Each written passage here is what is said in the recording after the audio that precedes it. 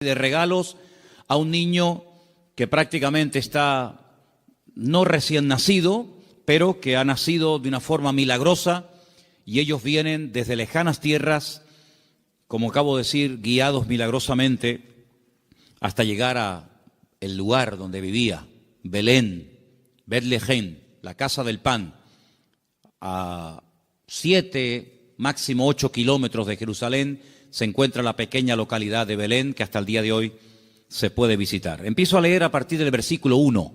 Estoy en Mateo 2, del versículo 1 en adelante, y dice así la palabra del Señor. Cuando Jesús nació en Belén de Judea, en días del rey Herodes, vinieron del oriente a Jerusalén unos magos, diciendo: ¿dónde está el rey de los judíos que ha nacido? Porque su estrella hemos visto en el oriente y venimos a adorarle. Oyendo esto, el rey Herodes se turbó y toda Jerusalén con él. Y convocados todos los principales sacerdotes y los escribas del pueblo, les preguntó dónde había de nacer el Cristo. Versículo 5. Ellos le dijeron: en Belén de Judea, porque así está escrito por el profeta. Dicho sea de paso, el profeta Miqueas. Y tú, Belén de la tierra de Judá, no eres la más pequeña entre los príncipes de Judá, porque de ti saldrá un guiador que apacentará a mi pueblo Israel. Entonces Herodes, llamando en secreto a los magos, indagó de ellos diligentemente el tiempo de la aparición de la estrella. Y enviándolos a Belén, dijo: id allá y averiguad con diligencia acerca del niño, y cuando lo halléis, hacédmelo saber, para que yo también vaya y le adore. Ellos, habiendo oído al rey, se fueron, y he aquí la estrella que habían visto en el oriente iba delante de ellos, hasta que llegando se detuvo sobre donde estaba el niño. Y al ver la estrella se regocijaron con muy grande gozo. Y al entrar en la casa vieron al niño con su madre María, y postrándose lo adoraron, y abriendo sus tesoros le ofrecieron presentes: oro, incienso y mirra. Pero siendo avisados por revelación en sueños que no volviesen a Herodes, regresaron a su tierra por otro camino. Amén. Todos los años leemos esta porción, más o menos por estas fechas. Creo que es bueno leerla para que estemos informados de todas las cosas previas y posteriores que ocurrieron durante el nacimiento del Mesías, de nuestro Señor Jesucristo. Hoy leía esta misma historia, pero en otra versión. Y en vez de aparecer la palabra magos, aparecía la palabra sabios. Nos dice la Biblia de dónde vinieron, pero no nos dice cuántos vinieron. Es curioso que la tradición, en las cabalgatas famosas, días antes de los reyes, siempre aparecen 3, que incluso hasta se han atrevido a ponerle nombre: Melchor, Gaspar y Baltasar. Iba a saltar. 2 blancos y 1 moreno. ¿Os dais cuenta que yo he leído la porción y no dice cuántos eran, ni cómo se llamaban? Podían ser 3, o 10, o 5, o 4. 1 no, porque habla de magos, de sabios, por lo tanto mínimo 2. Pero la Biblia no da el dato de 3. ¿Y los nombres? Tampoco. ¿Qué peligro tan grande corremos cuando nos inventamos las cosas y en vez de ceñirnos a lo que nos dice la fuente, que es la Biblia, comenzamos a oír y a prestar atención a tradiciones, a mitos, a cuentos, y comenzamos a ponerle nombre a personajes que la Biblia ni les da el nombre ni el número? ¿De dónde viene entonces el tema de que eran 3? Bueno, todo esto tiene una explicación, no bíblica, pero la explicación que le han dado es que representan a los 3 continentes conocidos de aquel tiempo: Europa, Asia y África.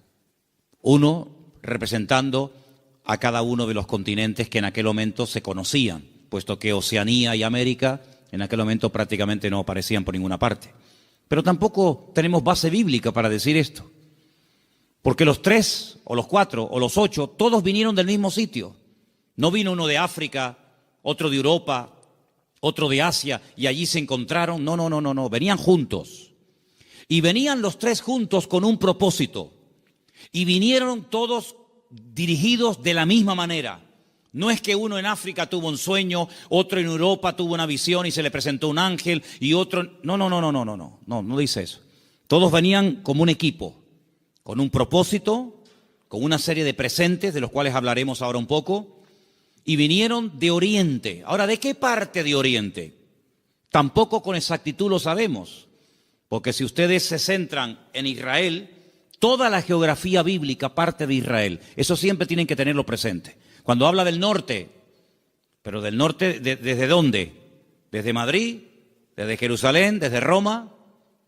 Toda la geografía bíblica siempre parte de Jerusalén. Cuando se habla del norte, pues tienes que coger un mapa, meterte en Israel y decir, ¿qué país queda en el norte? ¿Qué país queda en el sur? Cuando habla del mar grande, ¿de cuál habla? ¿Del Caribe? ¿Del Pacífico? ¿Del Caspio? No, el mar grande es el que está más cerca de Israel, que es el mar Mediterráneo, el Mare Nostrum, que está al oeste.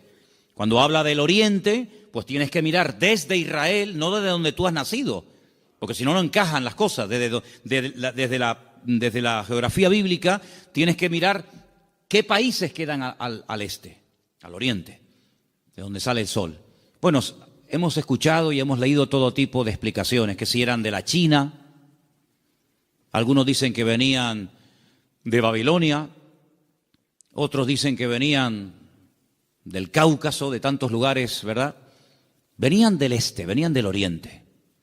Ahora, en aquellos tiempos no era como hoy en día, que cogemos un avión y en unas cuantas horas nos ponemos en la otra parte del mundo. Por muy lejos que quede Chile, por muy lejos que quede Argentina, te montas en un avión en Madrid, en 12, 13 horas llegas a Buenos Aires sin ningún problema. Y has recorrido miles de kilómetros, has cruzado el charco, ¿verdad? Y has llegado casi hasta al extremo de la tierra, a la Patagonia, al fin del mundo. Pero en aquellos tiempos no era tan habitual, no era tan rápido, no era tan fácil el desplazarse de un país a otro. Lo que hoy en día hacemos en unas horas, en aquellos tiempos se tardaba días, semanas, meses y, si me apuras, hasta años. Fíjate, por ejemplo, que cuando hemos ido a Israel, cuando yo les llevo a ustedes a Galilea y les muestro el camino real que aún existe, yo les he dicho, estando allí, que se tarda una semana desde Galilea hasta Nazaret y un poquito más hasta Jerusalén. Una semana, dentro de un país. Ahora, ¿cuánto tardaron estos sabios o estos magos o astrólogos? ¿Cuánto tardaron de Oriente hasta llegar hasta el lugar donde había nacido el Señor? Pues mínimo un año. Mínimo. ¿En qué nos basamos para decir que tardaron como mínimo un año? Cuando uno lee la palabra, uno tiene que prestar atención al contexto, a todo lo que nos cuenta la historia, no solamente a unos cuantos versículos, sino a todo el contexto de la historia, situarnos en el momento de la época y tomar nota de una serie de detalles que nos aportan información que aparentemente no son importantes, pero son muy importantes. La imagen que la mayoría de la gente tiene del nacimiento de Cristo es más o menos así. Encontramos, y por ahí vamos a ver ahora en estos días, si no es que lo han puesto ya, lo que llaman los belenes, los portales, ¿sí? Y van a ver al niño en una cunita, su madre a un lado, el padre a otra, unos ángeles que están allí, los camellos fuera, los magos que entran dentro y se postran delante del niño, detrás una burra, detrás una vaca, ¿sí o no? Esa es la imagen que la gente tiene. Pero eso no es verdad, rotundamente falso. Ya este papa que dimitió, Ratzinger, cuando estaba como papa, no ahora en el paro, cuando estaba como papa, él dijo que eso era mentira, que eso no tiene base ni fundamento bíblico. Allí no estaban todos juntos, el niño, la madre, los animales, los magos, los pastores. Eso es rotundamente falso. Pero es la imagen que la gente tiene. Entonces la gente cuando va al pesebre o al portal que hacen aquí en el ayuntamiento o en otros lugares, pues ve a todos juntos. Sin embargo, si ustedes se fijan, hemos leído en esta noche, en el versículo 11, una palabra clave para poder ir desgranando y explicando esta porción. Dice que al entrar en la casa, en todas las Biblias tiene que poner eso, sea de la versión que sea. En todas las Biblias tiene que poner, cuando entraron en la casa, vieron al niño con su madre postrado y lo adoraron. En la casa. Ya no están en un lugar temporal. Cuando Herodes, hay varios Herodes en la Biblia, no es siempre el mismo, sino parece que este hombre no se muere nunca. El Herodes que manda a matar a los niños, no manda a matar a niños de 15 días o niños recién nacidos. Él manda a matar a niños menores de 2 años, lo cual quiere decir de que había pasado ya mucho tiempo desde que había nacido hasta que llegan los magos a la casa. Los que sí vieron al niño envuelto decimos en pañales, en trapos, los que sí lo vieron prácticamente recién nacido, fueron los pastores. Los pastores que vivían allí en Belén, allí vivían los pastores. Y allí en Belén hay una cueva que tradicionalmente te llevan a verla y te dicen, mira, aquí es donde los pastores tenían el aprisco, el redil de las ovejas. Y vivían en Belén, pero estos señores no vivían en Belén, estos señores vivían muy lejos, vivían en el oriente. Y estas personas no son advertidos del nacimiento del Mesías a través de ángeles, como fueron los pastores, que dice que estaban cuidando las ovejas, los corderos, porque en Belén era donde se criaban las ovejas, los corderos, que después se iban a sacrificar en el templo, porque Belén y Jerusalén están muy cerquita, se puede ir hasta caminando. Y ellos son advertidos por ángeles, pero los magos y los sabios no. Los magos de Oriente, los sabios de Oriente, vinieron dirigidos por un astro. Nadie les habló, pero ellos miraron al cielo, durante la noche evidentemente, y vieron que una serie de señales indicaban que había nacido el Mesías. Ahora, ¿esta gente era creyente? ¿Eran paganos? ¿Eran idólatras? ¿Eran judíos? ¿Qué era esta gente? Porque si esta gente observa el horizonte y ve cómo se alinean una serie de estrellas y de astros y de constelaciones, ¿cómo saben ellos que el Mesías de los judíos ha nacido si no son creyentes? Podían haber interpretado esta señal de una forma completamente equivocada. Por ejemplo, en aquellos tiempos era muy común, en los tiempos de la Biblia era muy común que en aquellos sitios de tanta idolatría y de tanta adoración a los astros, al sol, a la luna, a las estrellas, cuando nacía un niño, los sacerdotes de esas religiones sacaban a los niños durante la noche y miraban al cielo. Y ellos interpretaban el momento en el que había nacido el niño, cómo estaba el horizonte, cómo estaban colocadas los astros y las constelaciones, y casi pronosticaban y profetizaban sobre el niño cómo iba a ser. Por ejemplo, hubo un hombre que nació en ese país, en ese lugar de tanta idolatría y de tanta observación a los astros, y fue un señor llamado Taré, que tuvo un hijo llamado Abraham. Y cuando le pusieron el nombre, seguramente interpretaron equivocadamente de los astros que este sería un hombre enaltecido y le marcaron su destino hasta que él huye de esa tierra y el Señor le dice, levanta la mirada a los cielos, cuenta las estrellas, porque lo que te han profetizado no es así. ¿Cuánta gente queda marcada por la visita a un mago, a un astrólogo, a un curandero o a un adivino, y alguien le dijo que su hija o su hijo, su marido o su esposa o tú o no sé quién iba a pasar esto, esto y esto, y esa palabra falsa quedó ahí impregnada, pero como tú la has creído, a esa mentira tú la alimentas y le das fuerza, y el diablo se mueve en la mentira, el diablo se mueve en la ignorancia. Entonces te dice, no, es que tú vas a tener un niño, pero se va a morir a corta edad. Y tú crees en esa palabra y la compartes y no sé, y te agarras a ella y le estás dando ideas al diablo. ¿Cuántas veces queda la gente marcada por falsas profecías, por un pronóstico equivocado, por una carta astral, por una lectura de manos, por lo que dijo una noche un vasito que se movía y apuntaba en no sé qué dirección? ¿Y cuánta gente queda marcada de por vida y creen que van a estar enfermos, que van a morir jóvenes, que el marido se va a ir con otra, etcétera, etcétera, porque han creído una mentira? Y si la verdad te hace libre, la mentira te esclaviza y te amarga y te oprime la vida. Pero estos hombres, cuando miraron ellos creían que aquel Leo y aquellas estrellas, ellos creían que aquello tenía un propósito y una razón. Y ellos no dijeron, ¿será que van a ser un rey en nuestra tierra? ¿Será que va a haber una catástrofe, un tsunami, un terremoto? No, ellos no se equivocaron. Ellos interpretaron correctamente aquello. Y se ponen en marcha. Y como mínimo, te dije antes que tardaron un año. Y ellos no van yendo por todos los países preguntando, oye, ¿será aquí? ¿Será allí? Como aquellos que aquella noche cuando oyeron la palabra profética del Señor que dice, uno de vosotros me va a entregar.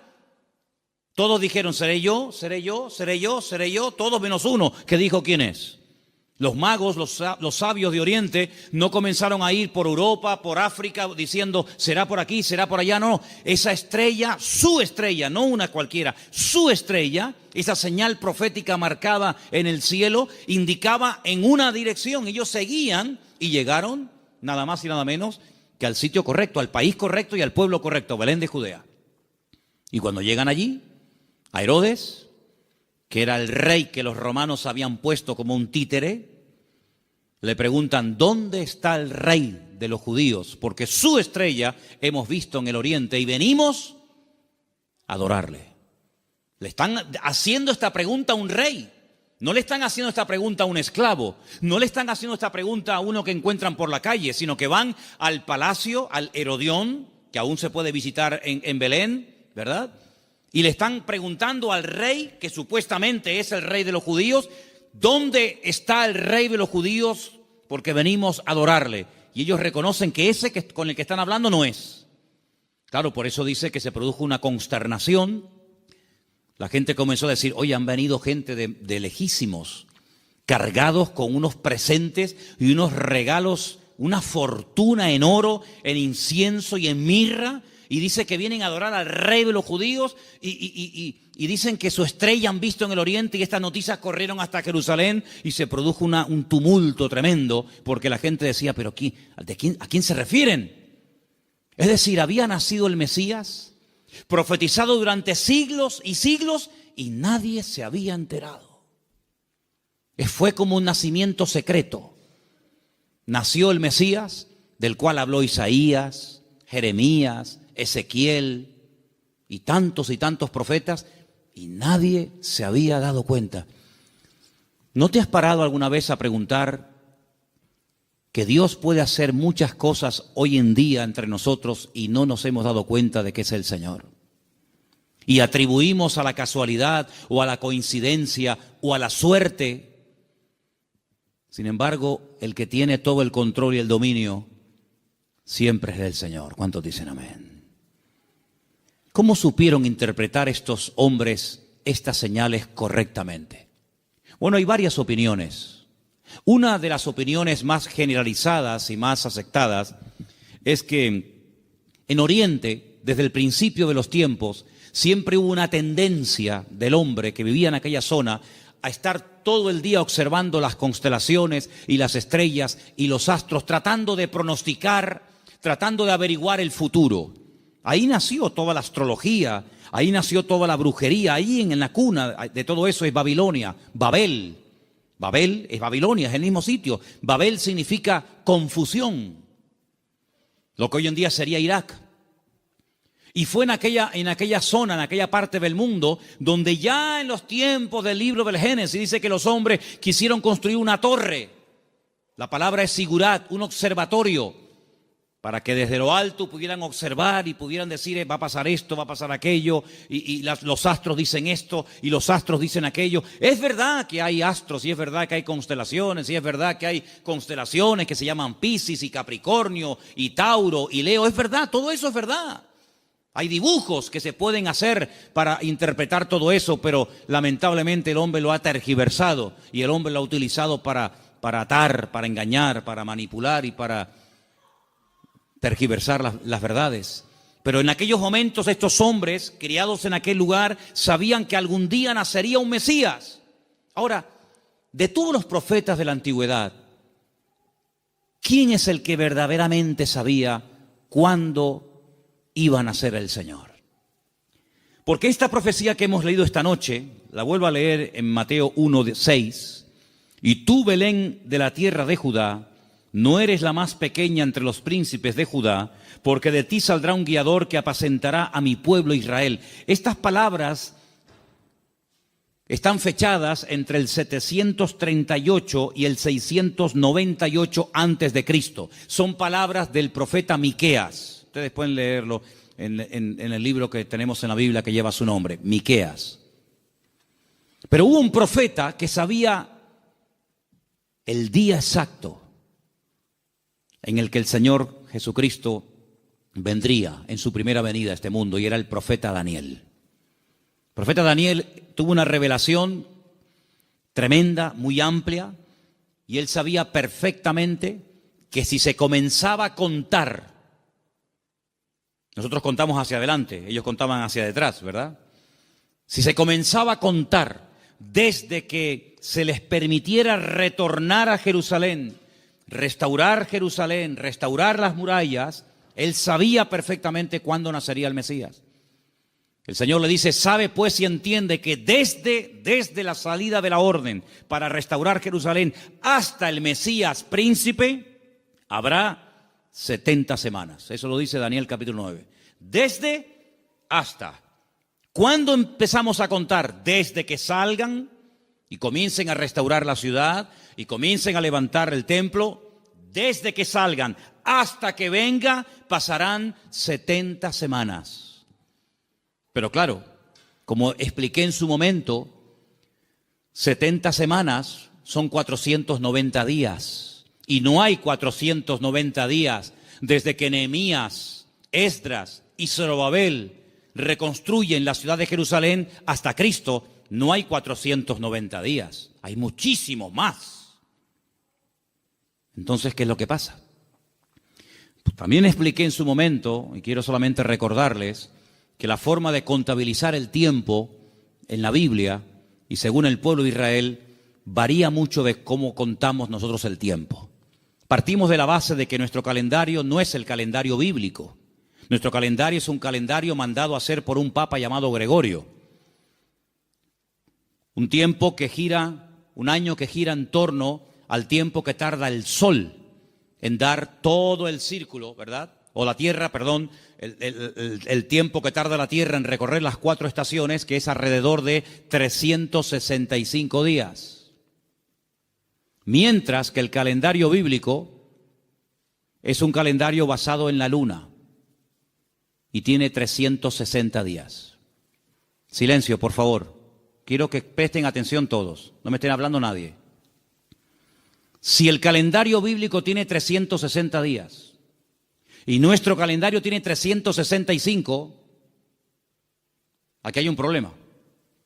Nuestro calendario va aumentando más rápido de lo que va aumentando el tiempo bíblico. Tenemos más días para hacer un año que el calendario bíblico. El calendario bíblico es más corto. Primer problema. Segundo problema que tenemos. Nosotros contabilizamos el día a partir de las 12:01 de la noche. En la Biblia no se cuenta, estamos hoy a jueves, ¿verdad? ¿Hasta qué momento será jueves? Hasta las 12:01. Hasta las 12 de la noche es jueves. Y a las 12:01 automáticamente ya es viernes. En la Biblia el día empieza con la caída del sol. Cuando se pone el sol y una mujer no tiene luz para enhebrar una aguja y ya se pueden ver tres estrellas en el horizonte y ya no hay luz suficiente para enhebrar una aguja, ahí empieza. Si en este momento en Israel a las 4, 4:15, 4:30 como mucho de la tarde ya es de noche, quiere decir que en Israel a las 4:30 de la noche ya es viernes, mientras que aquí todavía estamos en el día jueves. ¿Se dan cuenta la cantidad de desajustes que se producen? Cuando el hombre se sale de la palabra, cuando el hombre sale de la escritura, es un lío. Por eso después no encaja nada. Por eso Muchas personas han intentado poner fechas y tal, y es un desastre, porque no se ciñen a la Escritura. Todas las profecías, todas, absolutamente todas, las de la primera y las de la segunda venida de Cristo, todas están basadas en el calendario bíblico, no en el calendario gregoriano o cristiano, que es el que tenemos nosotros hoy en día. Según el calendario bíblico, estamos en el año 5777. Según nuestro calendario, estamos en el año 2016 después de Cristo. Pero ¿y antes de Cristo no hubo historia? ¿Antes de Cristo no hubo nada? ¿Cómo que 2016? Entonces hay un desfase tremendo, de 5777 a 2016 después de Cristo. Y no contamos lo de antes. Tenemos otra forma de contabilizar, ¿verdad? Porque hay un antes y un después. Entonces es muy importante darnos cuenta de que el profeta Daniel, cuando recibía las revelaciones acerca de la venida del Mesías, el Señor le estaba hablando con términos bíblicos, no con términos modernos. Y cuando el Señor le dice 70 semanas, Daniel, sabe pues y entiende, escucha esto, desde que salgáis hasta que venga el Mesías príncipe, pasarán 70 semanas, pero resulta de que en el pueblo de Israel y según la Biblia, y esto está demostrado en el libro de Levítico, las formas de contar los días y las semanas también son diferentes. ¿Por qué? Porque nosotros llamamos semanas a un grupo de 7 días. Y 7 días para nosotros es una semana, claro, y para todo el mundo. Pero además, en la Biblia se llama semana a un periodo de 7 años.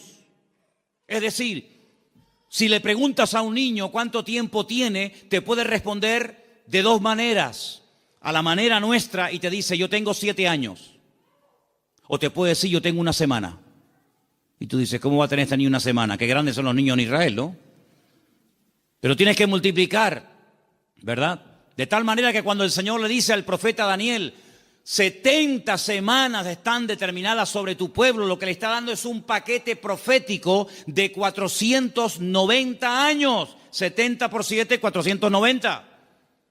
Y esos 490 años, hay diferentes bloques, diferentes características, diferentes sucesos, diferentes acontecimientos, que cuando tú lo sabes interpretar, pues tú dices, efectivamente, 483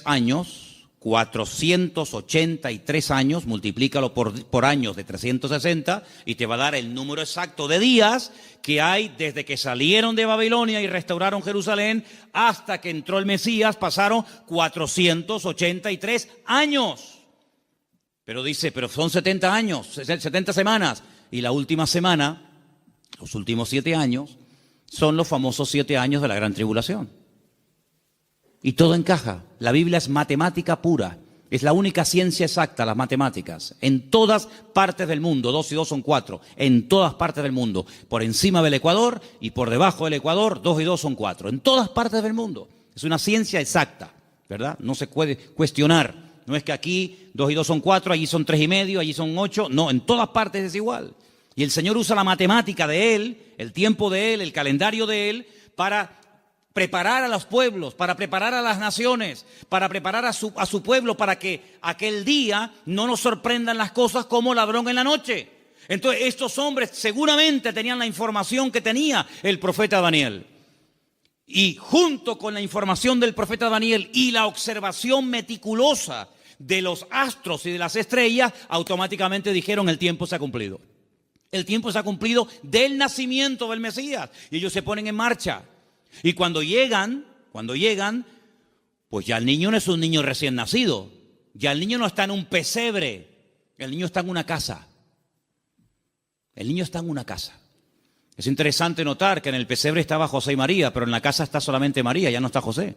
Y estos detalles es importante darse cuenta, porque son los detalles que nos van a ayudar a tener toda la información, todas las piezas del puzzle, y vamos a poder decir, amigo, los que vieron al niño recién nacido fueron los pastores. Y los magos o los sabios de Oriente, cuando vinieron, no vieron a un niño recién nacido. Vieron a un niño de 1 año, año y medio, máximo 2 años. Y es muy diferente. Ahora, es interesante que Herodes, es decir, no se toman decisiones políticas, no se hacen edictos reales hasta que le llega la información de los sabios o de los magos a Herodes. Mientras tanto, Herodes estaba tranquilo, pero en el momento en el que estos hombres le dicen, es que el motivo de nuestra visita a Belén, ellos no son de aquí, el motivo de que estemos aquí tan lejos de nuestra tierra es que venimos a adorar a un rey que nos ha dicho, nos ha guiado el Señor y sabemos que tenemos que venir a adorarle. Jamás un rey, jamás una persona se le ocurriría visitar a un rey con las manos vacías, porque era un insulto, era una provocación, era el no reconocerme. ¿Cómo te atreves a venir a visitarme a mí con las manos vacías? No me estás reconociendo como rey. Si tú me reconoces y te sometes y me respetas, tienes que traerme siempre un presente. Y por eso ellos vienen cargados con muchos kilos, hermano, ¿no? A veces vemos en las obras de teatro, en las películas, vemos una cajita ahí ridícula. Date cuenta, hermanos, que José era un hombre que tuvo que cerrar su negocio y se tuvo que ir al extranjero a vivir durante un tiempo. Y este hombre, cuando llega a Egipto, con un niño pequeño, con su mujer, él no tiene trabajo. Él es un extranjero. Los judíos no eran muy bien vistos en Egipto, porque siglos atrás los judíos, a través de otro judío llamado Moisés, habían destrozado el país de Egipto. Por lo tanto, no iba a ser nada fácil para un extranjero abrirse camino en Egipto. Pero tú no te preocupes, el Señor siempre va adelante. Cuando tú haces tu parte, no te quepa la menor duda de que el Señor siempre va a hacer la suya. Eso lo he enseñado yo hasta la saciedad. Algunos hacen caso y otros no hacen caso. Pero los que hacen caso y hacen su parte y se mueven en fe, el Señor siempre les sorprende. Ahora, los que están esperando que se llene la piscina para tirarse, ni con la piscina llena se tiran, porque no se van a tirar. El creyente tiene que andar por fe y no por vista. Ellos se dirigen hacia Belén, el lugar donde estaba escrito que tenía que nacer el Mesías, porque, hermanos, había tantos datos, tanta información, tantas profecías sobre el nacimiento y sobre la vida del Mesías, que era imposible cumplirla todas. No las voy a mencionar todas, evidentemente, pero se tenían que dar más de 150 profecías en aquel que decía que era el Mesías para poder reconocerlo, valga la redundancia, como el Mesías. Si una persona decía, yo soy el Mesías, y se le preguntaba, ¿de dónde tú eres? ¿Dónde has nacido? Y te decía, yo nací en Capernaum, tú no puedes ser el Mesías. Aunque hagas milagros, aunque prediques muy bonito, tú no puedes ser el Mesías. ¿Por qué? Porque tú no has nacido en Belén de Judea. Por lo tanto, si alguien se levantaba y decía, yo soy el Mesías, y predicaba y hacía milagros, qué bien, ¿será este el Mesías? ¿Cómo te llamas? Yo, Santiago, Jacobo, tú no puedes ser el Mesías. ¿Por qué? Porque el Señor dice cómo se iba a llamar el Mesías. Si alguien se levantaba y decía, yo soy el Mesías, he sanado enfermos, mudos, ciegos, paralíticos, he resucitado muertos, he limpiado leprosos, y la gente se quedaba con la boca abierta. Si a alguien se le ocurría preguntarle, ¿de qué tribu eres? ¿Cuál es el origen de tu familia? Y te decía, yo soy de la tribu de Neftalí. Le podía decir, tú eres un falso Mesías. ¿Por qué? Porque la Biblia profetizaba que tenía que ser de la tribu de Judá. No de otra tribu, sino de la tribu de Judá. Por lo tanto, hermanos, era prácticamente imposible que en una persona coincidieran todos los detalles de Belén de Judea, de una joven que nació como nació, de la tribu de Judá, etcétera, etcétera, etcétera. Más aparte, todas las profecías que tenían que llevarse a cabo durante su ministerio público, aparte cómo lo iban a crucificar, porque el Mesías tenía que morir crucificado, no podía morir de viejo, no podía morir de un tiro, de una flecha, de un arco, de una jabalina, no podía morir de un infarto, tenía que morir crucificado entre dos malhechores, no entre 10, no entre 2. Y no le podían partir ni un solo hueso. Eso es imposible, a un crucificado que no le partan ni un hueso. Se los partieron al de la izquierda, se los partieron al de la derecha, pero a Jesús no. A Jesús no.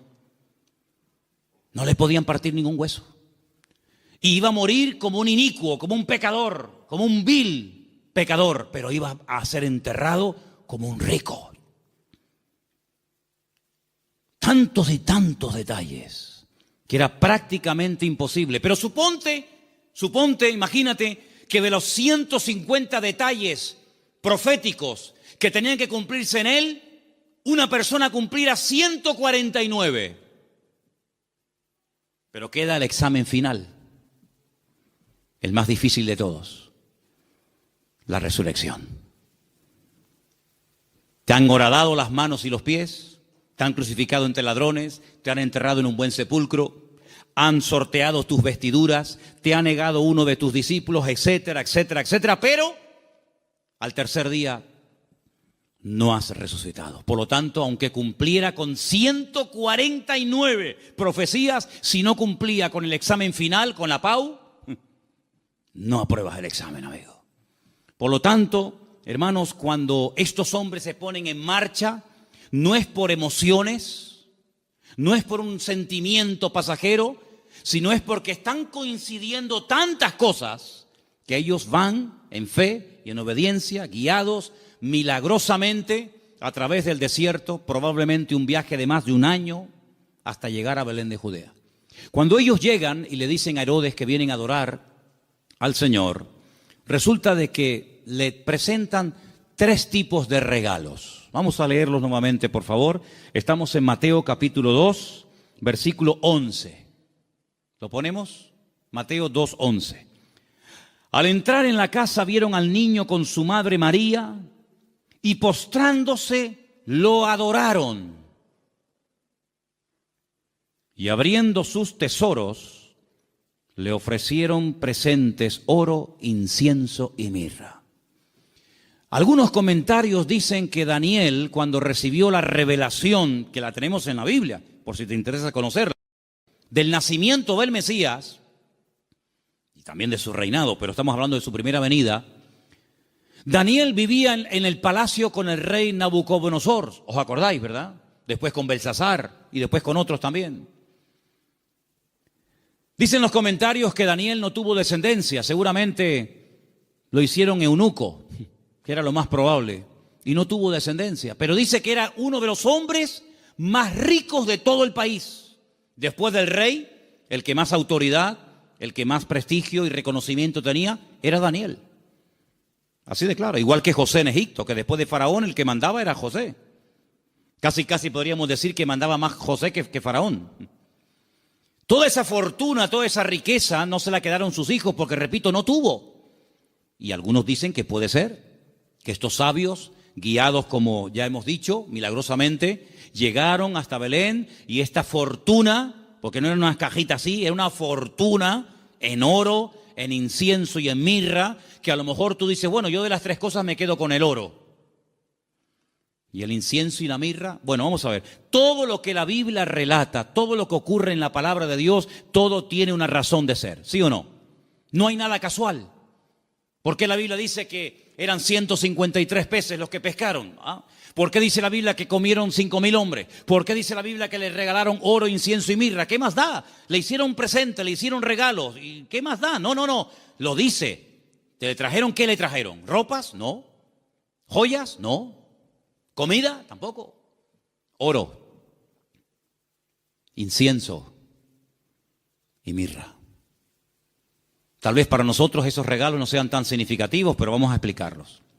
En estos 3 regalos, nosotros podemos ver, en cierto sentido, el reconocimiento de ese triple ministerio que el Señor Jesucristo llevaría a cabo durante su vida. Ustedes saben que en el Antiguo Testamento o eras profeta o eras rey. Las 2 cosas al mismo tiempo no se podía hacer. Muy rara vez, por ejemplo, David, a veces profetizaba, pero David no pasó a la historia por ser un profeta, aunque a veces profetizaba. Pero uno conoce a David como el rey de Israel, no como un profeta. Sin embargo, a Isaías lo conocemos como un profeta. Sin embargo, en la figura de Cristo, en la figura del Mesías, se iban a dar 3 características únicas de él: rey, profeta y sacerdote. Rey, profeta y sacerdote. El oro representa en cierto sentido la realeza del Señor Jesucristo, porque Él es el Rey de Reyes y Señor de Señores. Nadie dijo amén, pero lo es. Él es el Rey de Reyes y el Señor de los Señores. Nació como rey, lo crucificaron diciendo que era un rey y volverá a este mundo como un rey. Cuando nació dijeron, hemos venido a adorar al rey de los judíos. Era un niño, 1 año y medio, 2 años, pero era un rey. Todavía no se manifestaban sus poderes, sus milagros, pero era un rey. Cuando murió en una cruz, él no lo dijo, pero Pilato dijo, quiero que le pongan encima de la cruz un título, una placa donde ponga en 3 idiomas para que todo el mundo lo entienda, en latín, en hebreo y en griego. Quiero que pongan, este es el Rey de los judíos. Es increíble. Cuando Pilato le dice, pero tú eres un rey, ¿sí o no? Y dice, yo para esto he venido a este mundo. Pasa que todo tiene su momento y todo tiene su lugar. Cuando oramos en el Padre Nuestro, lo leemos o lo mencionamos, hay una parte que recordamos que Él es rey. Cuando decimos, venga tu reino, y no hay reino sin rey, y no hay rey sin reino. Por lo tanto, Él es un rey. Y en ese presente del oro, moneda internacional, dicho sea de paso, porque con oro puedes ir a cualquier parte del mundo, se reconoce que Él era un rey. De hecho, ellos dicen, venimos a adorar a un rey. Pequeño, pero al fin y al cabo rey.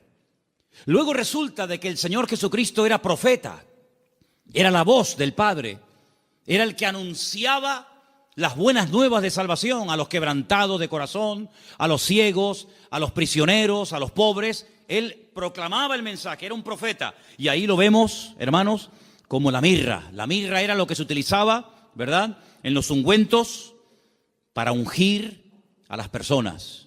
Y con ese elemento de la mirra vemos que se le reconoce su ministerio profético. ¿Cuántas veces profetizó el Señor? ¿Recuerdan alguna profecía que dijo el Señor? Yo recuerdo muchas. Por ejemplo, una muy sencilla, pero que se cumplió literalmente. En una mesa se queda mirando a todos y les dice, ¿sabéis una cosa? Esta noche uno de ustedes me va a traicionar. ¿Cómo? ¿Nosotros? Eso no puede ser. Nosotros somos tus discípulos. Lo hemos dejado todo para estar contigo. Pero Él profetizó. Eso es una palabra profética. No se había cumplido. Uno de vosotros me va a traicionar. Uno de vosotros me va a negar. Y se cumplió literalmente. Aunque el que lo iba a hacer dijo, no. Aunque todos te abandonen, yo nunca te abandonaré. Y resulta que el que más habla es el que es. Ay, amigo. Yo recuerdo una profecía que dijo el Señor, muy larga, por cierto, la tenemos enterita en Mateo 24. En los últimos tiempos se levantará nación contra nación y reino contra reino, y la maldad se multiplicará, pero el que persevere hasta el fin será salvo. Estamos viendo cómo la maldad se ha disparado de una forma increíble, hermanos, increíble.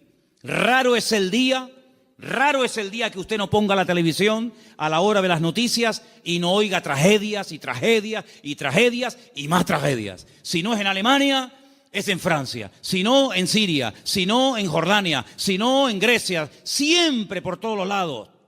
Hablábamos de Sodoma y Gomorra, pero ¿cuántas ciudades hoy en día han ganado en maldad a Sodoma y Gomorra? Antes había una Sodoma, antes había una Gomorra. Ahora hay miles de Sodomas y de Gomorras. Miles. La maldad se va a multiplicar. Falsas doctrinas, falsas enseñanzas, terremotos, pestes.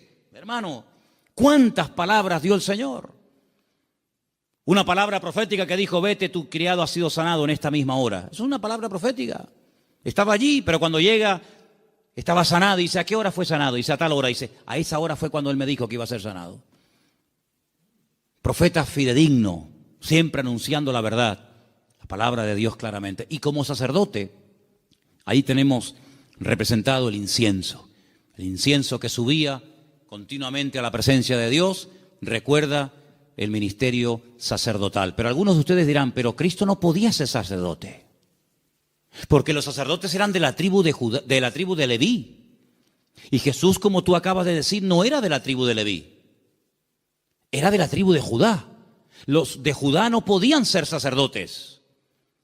Es verdad, tienes razón.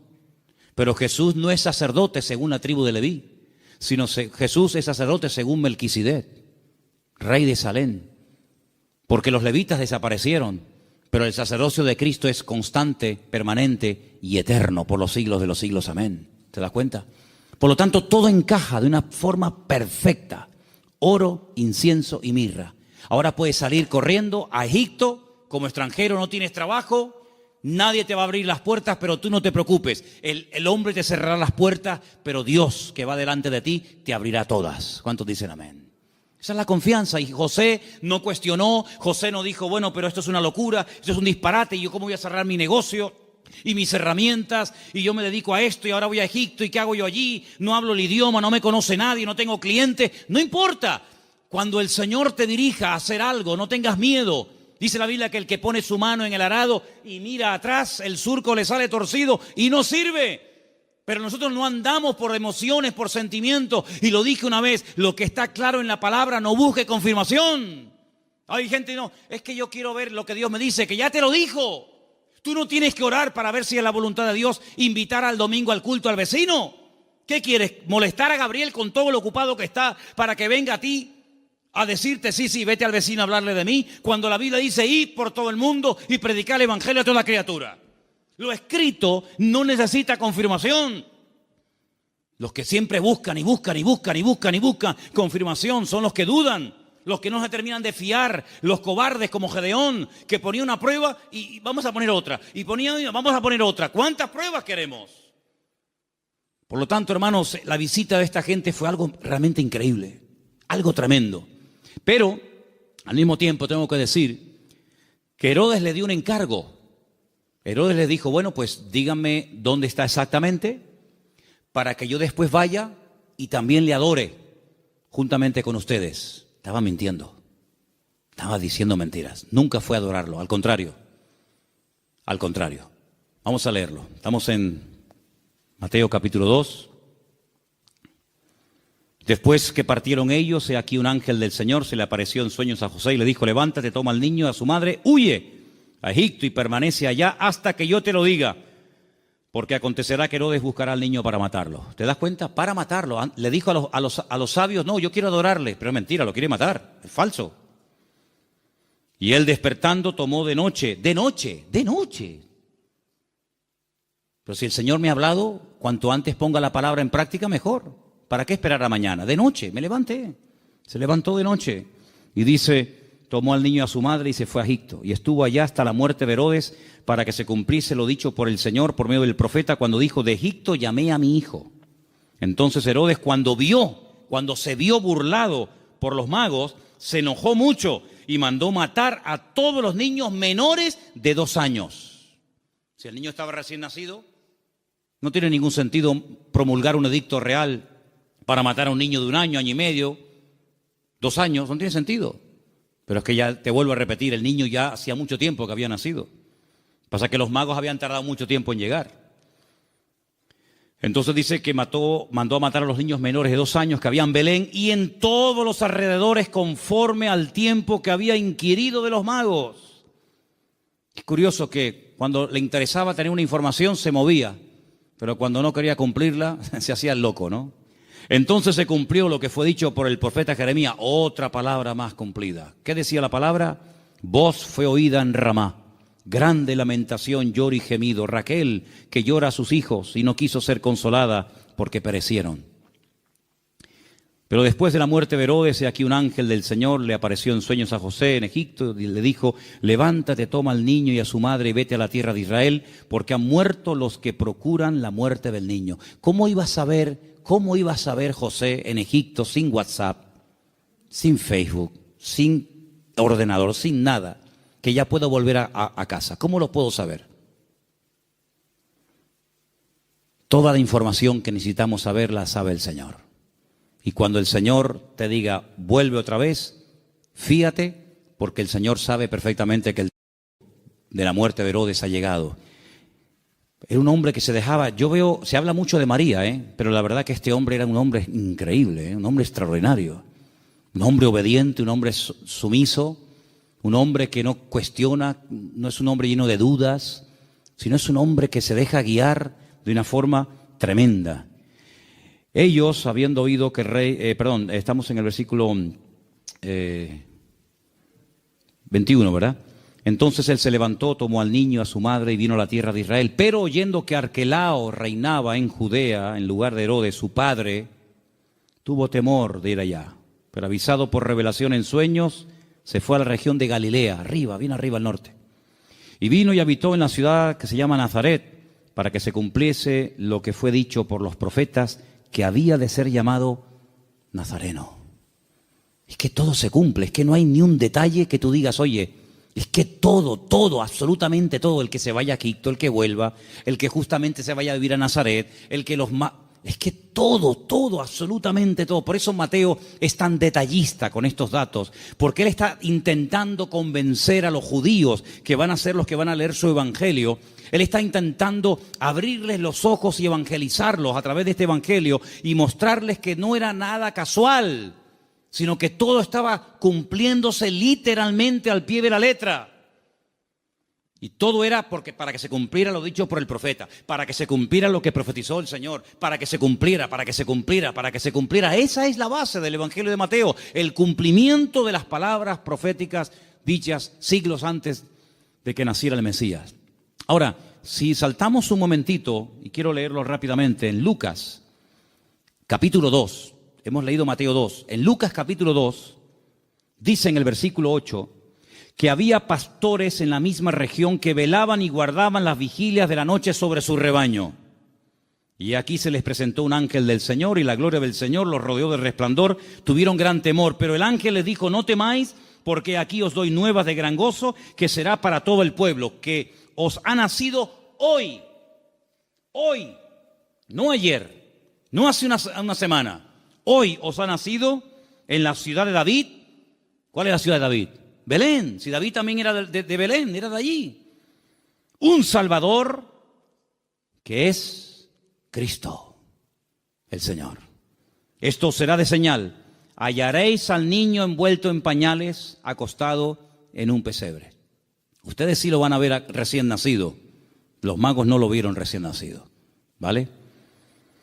Repentinamente se apareció con el ángel una multitud de las huestes celestiales que alababan a Dios y decían, gloria a Dios en las alturas y en la tierra paz, buena voluntad para con los hombres. Sucedió que cuando los pastores se fueron de ellos al cielo, los ángeles, no se fueron los pastores al cielo y se quedaron los ángeles, fue al revés. Se dijeron unos a otros, pasemos pues hasta Belén y veamos esto que ha sucedido y que el Señor nos ha manifestado. Vinieron pues apresuradamente y hallaron a María y a José. Cuando llegaron los magos, José no estaba, por lo menos no lo menciona, pero aquí sí. Estaba José, María y al niño acostado en el pesebre. Y al verlo dieron a conocer lo que se les había dicho acerca del niño y todos los que le oyeron se maravillaron de lo que los pastores decían. Pero María guardaba todas estas cosas, meditándolas en su corazón. Y volvieron los pastores glorificando y alabando a Dios por todas las cosas que habían oído y visto, como se les había dicho. ¿Tú sabes el frío que hace en Israel en invierno? ¿Sabes el frío que hace allí? Aquí me hace gracia cuando la gente dice, uy, qué frío que hace. Tú no sabes lo que es frío. Allí hace frío, pero de verdad, y nieva. Jesús no nació el 24 de diciembre, hermano. Eso es una gran mentira. A partir del 400 y pico después de Cristo, alguien dijo que había nacido el 24 de diciembre, porque era el día más pagano del año, el peor día de todos. Y entonces dijeron, bueno, pues el día peor, el más pagano, el más terrible, vamos a cristianizarlo.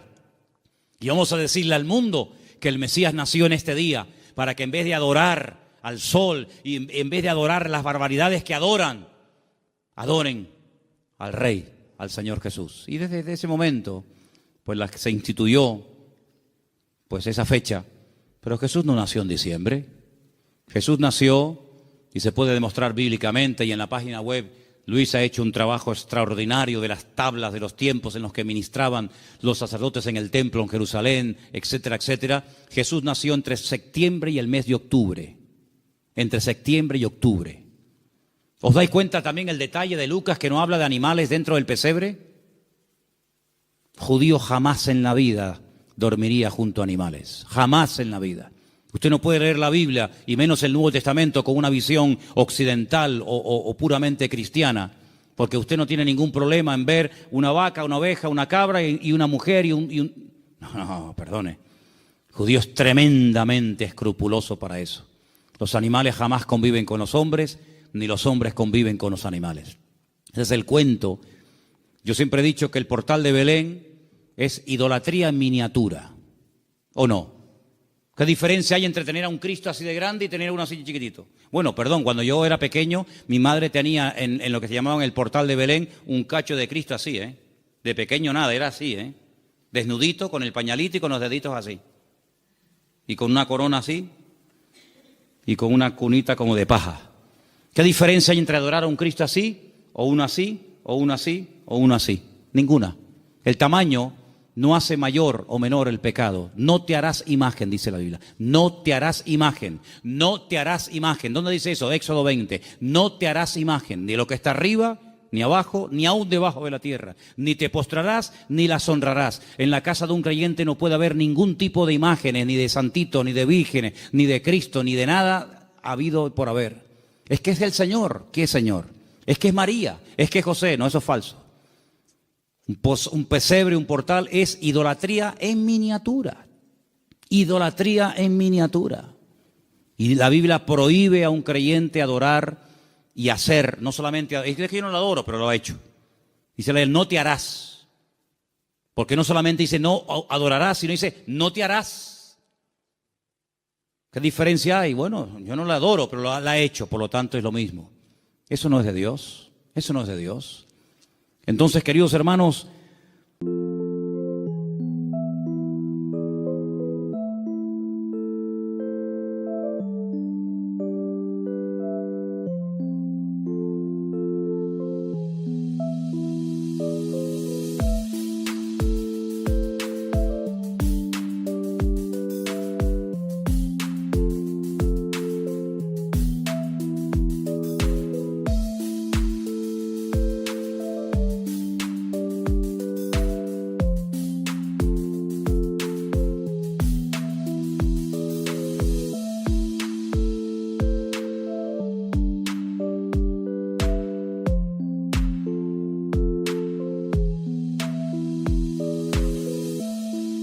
y que lleva muchos años en el norte de Israel presumiendo de tener miles.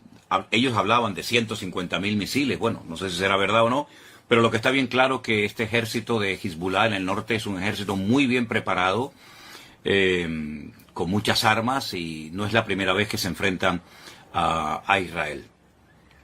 Hay temor, hay mucha incertidumbre acerca de lo que va a pasar. Mi hermana querida Susana, desde Galilea, me llamaba esta mañana y hablábamos un buen rato y me comentaba cómo está la situación. Ya digo, hay mucha incertidumbre, mucho temor, 300.000 personas que forman parte de la, digamos, de la reserva, personas que han estado en el ejército, pero que han vuelto a ser llamados para apoyar a los que están allí combatiendo, han sido llamados. En fin, todo esto está moviendo, está sacudiendo las estructuras, no solamente de Israel, sino que está el Señor hablándonos y dándonos un mensaje, yo creo, muy claro. Yo dije en cierta ocasión, en los días del confinamiento, ¿se acuerdan ustedes? Por allí, por marzo del 2020, que Dios le estaba hablando al mundo con lo que estaba sucediendo. Pero, sobre todo, era un tiempo especial para que la iglesia recapacitara y reflexionara acerca de lo que estaba pasando. Aquellos hermanos que me decían o que decían no tengo tiempo para orar, para leer la Biblia, para estudiar la palabra, yo les dije, pues vais a ver cómo vais a tener tiempo.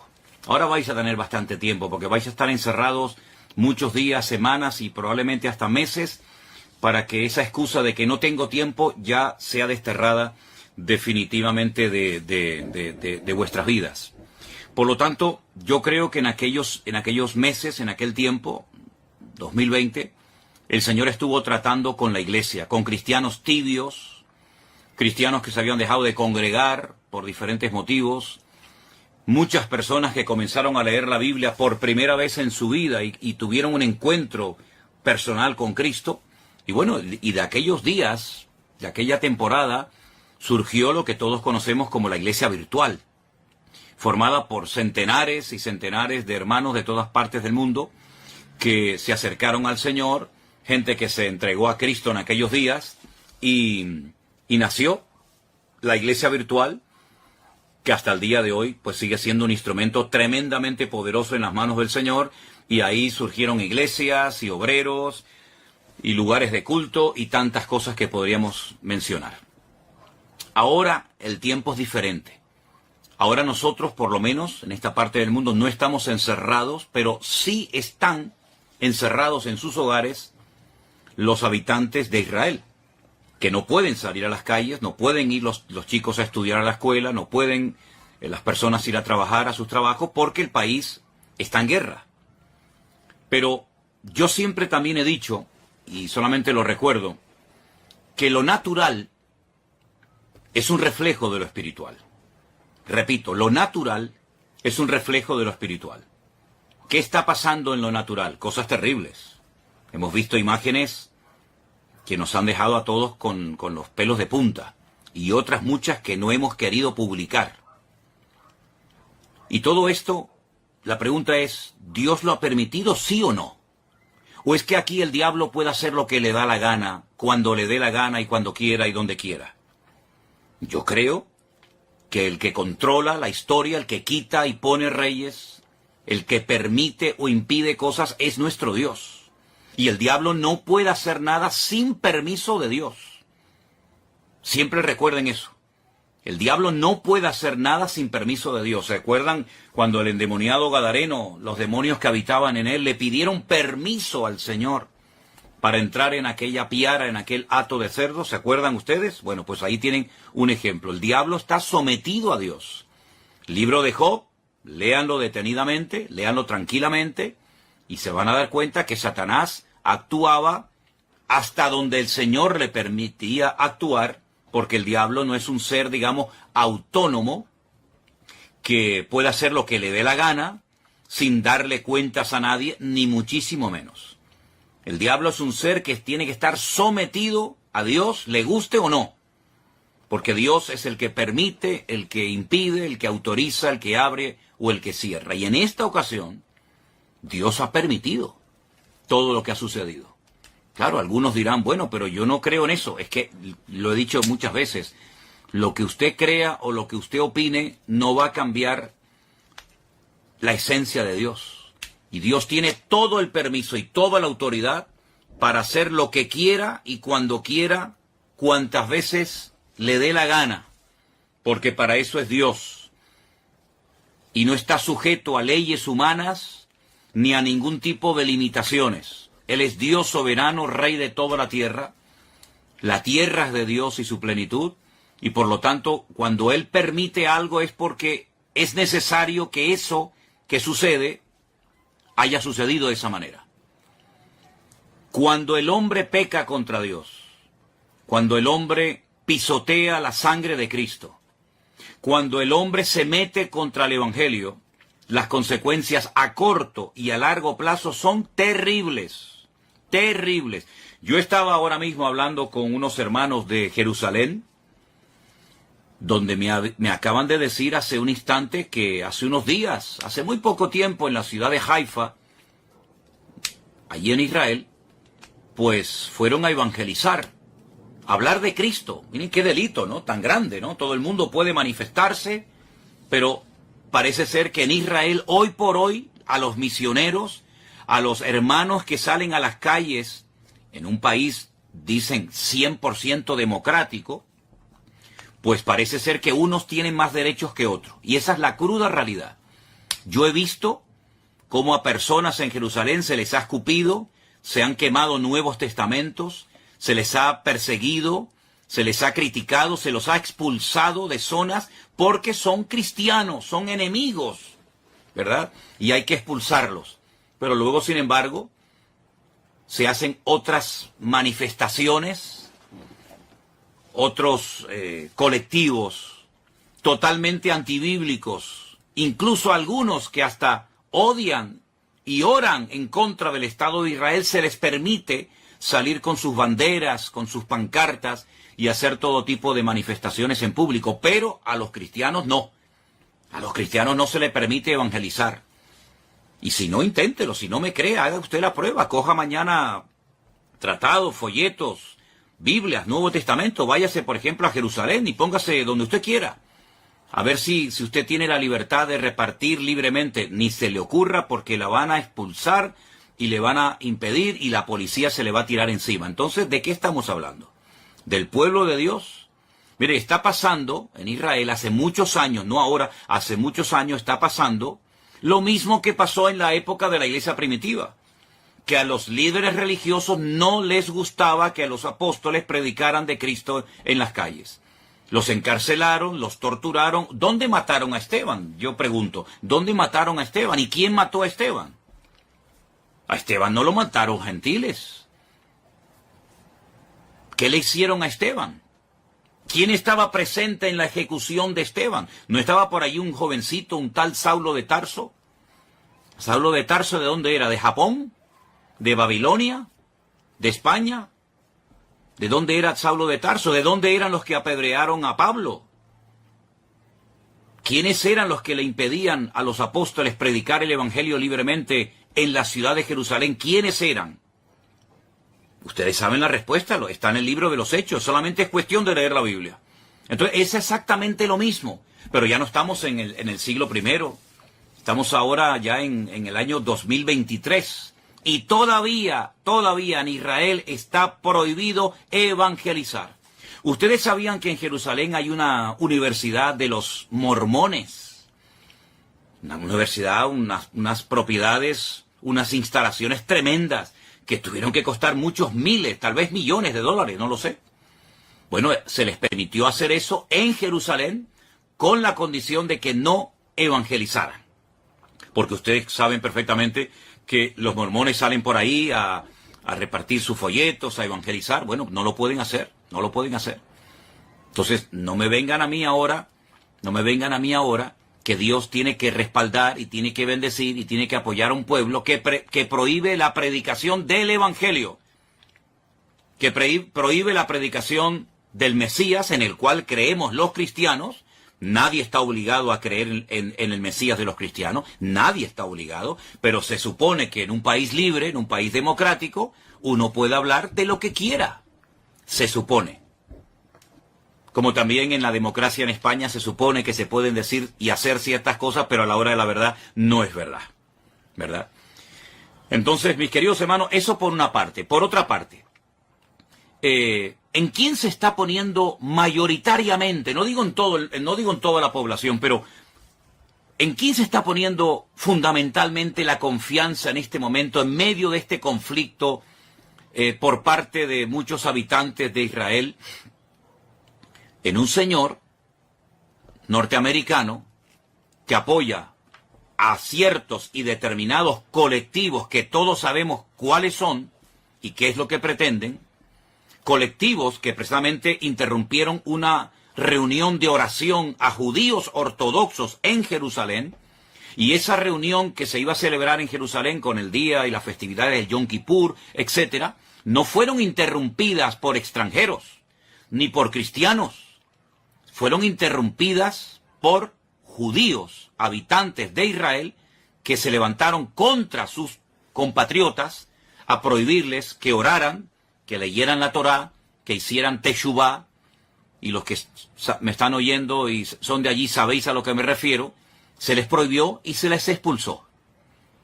Donde se han hecho manifestaciones totalmente antibíblicas y ante los principios morales y espirituales de la colectividad religiosa de Jerusalén. ¿Dónde se han hecho esos desfiles? ¿No han sido en la ciudad santa de Jerusalén? Entonces, hermanos, cuando estas cosas ocurren, no ocurren por casualidad. Las cosas no ocurren porque al diablo se le ocurrió zarandear ahora a este país y no. Vamos a ver, las cosas ocurren con un propósito. Y ni una hoja de un árbol se mueve si no es con permiso de nuestro Dios. ¿Sí o no? ¿Cuántas veces lo hemos dicho? Que no se produce, no ocurre nada sin permiso de Dios. Y Dios ha permitido en este momento que se hiciera el ridículo y que la gente todavía, tanto en Israel como fuera de Israel, se estén preguntando, ¿pero qué ha pasado? ¿Qué ha pasado con el servicio de inteligencia tan poderoso que tiene Israel? ¿Qué ha pasado con los soldados? ¿Qué ha pasado? ¿Se han quedado dormidos? ¿Cómo es posible que más de 1000 terroristas se hayan infiltrado en territorio israelí y hayan hecho una masacre terrible que, aunque algunos políticos, incluida la vicepresidenta de nuestro país, de España, no ha querido condenar, y otros tantos políticos en su hipocresía y en su populismo, ¿verdad?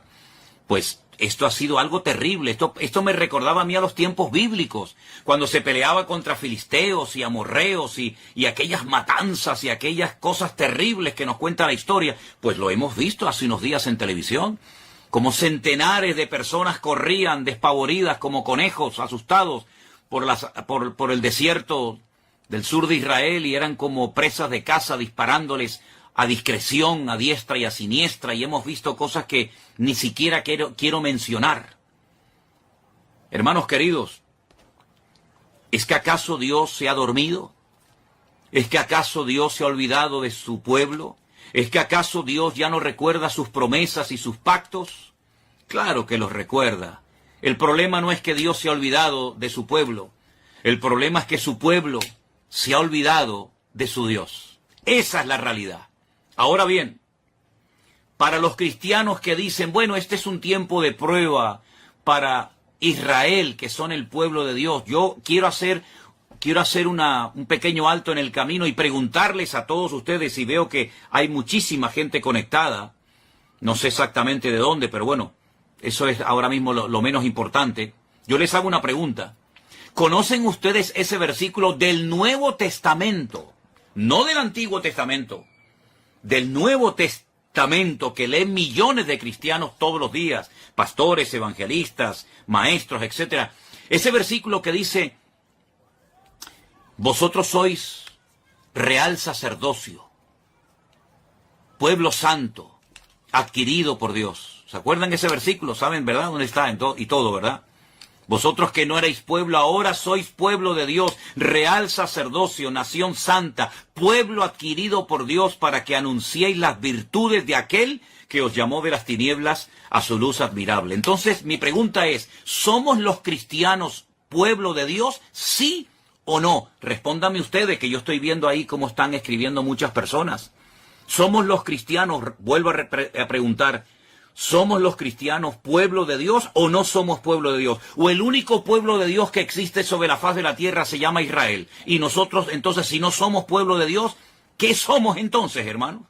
¿Qué somos entonces? Si no somos pueblo de Dios, somos otro pueblo diferente. Dios tiene entonces dos pueblos, uno judío y uno gentil. O Dios tiene un solo pueblo, y a ese único pueblo pertenecen judíos, españoles, japoneses, americanos, latinos.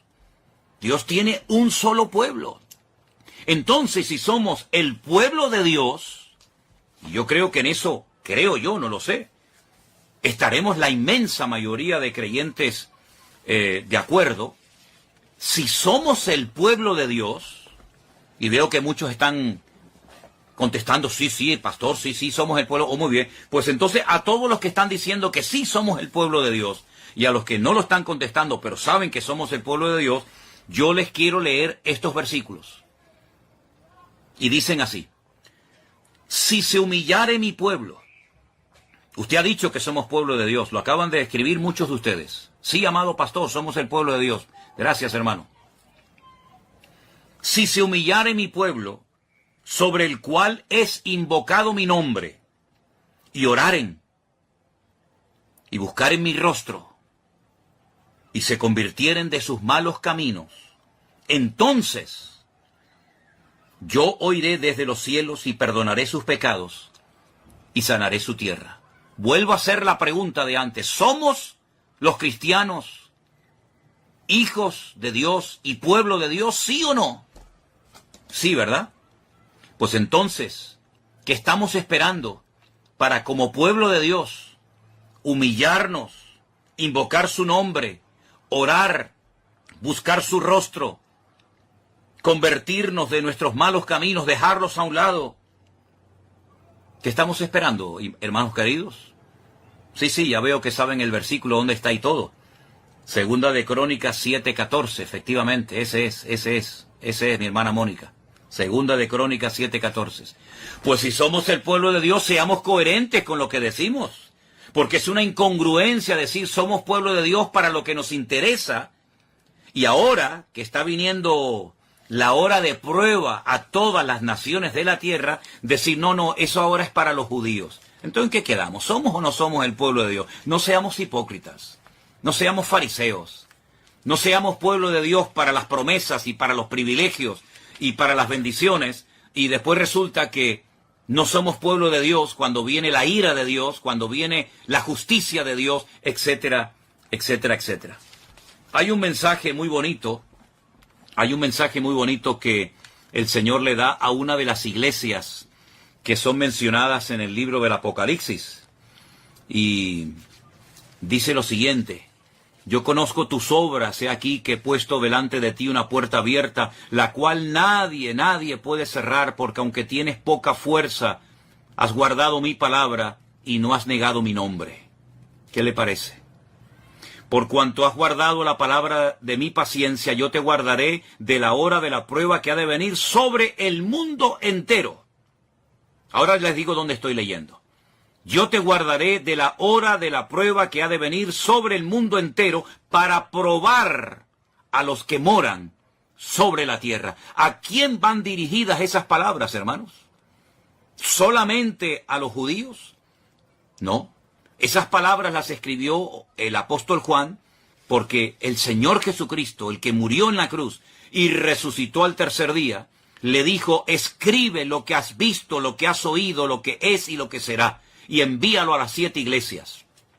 Y este mensaje va dirigido a la iglesia de Filadelfia.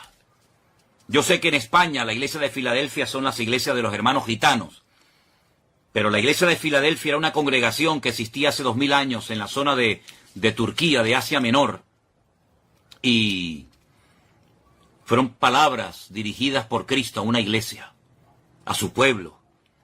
Apocalipsis capítulo 3, del versículo 7 en adelante. Yo te guardaré de la hora de la prueba que ha de venir sobre el mundo entero para probar a los que moran sobre la tierra. He aquí yo vengo pronto, retén lo que tienes para que ninguno tome tu corona. ¿Qué le parece? Somos el pueblo de Dios, ¿verdad? Muy bien.